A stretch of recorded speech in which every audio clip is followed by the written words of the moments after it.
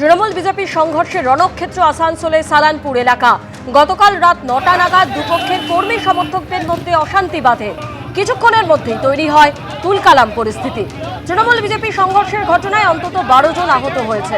বিজেপির অভিযোগ, আগ্নেয়াস্ত্র নিয়ে তাদের উপর হামলা চালায় তৃণমূল কর্মীদের একাংশ। পাল্টা বিজেপির বিরুদ্ধে আক্রমণের অভিযোগ করেছে তৃণমূল।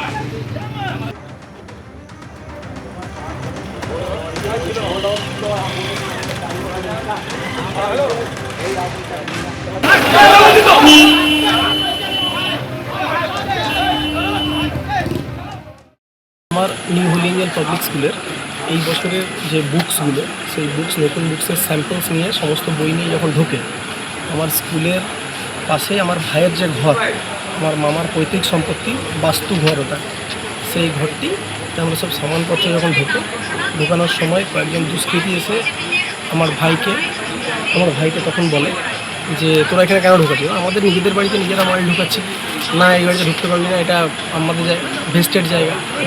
আমার নিজের বাড়ি কি ভেস্টেড জায়গা হয়? আমার তো পৈতৃক সম্পত্তি, তার দলিল আছে, তার রেকর্ড আছে, তার সমস্ত কিছু আছে, স্কুলের বই রাখছি। তখন এরা ওখানে দুষ্কৃতিমূলক আচরণ করে মারধর করে, ভাঙচুর করেছে। আমার ভাইয়ের গাড়িটাতে আগুন লাগিয়ে দিয়ে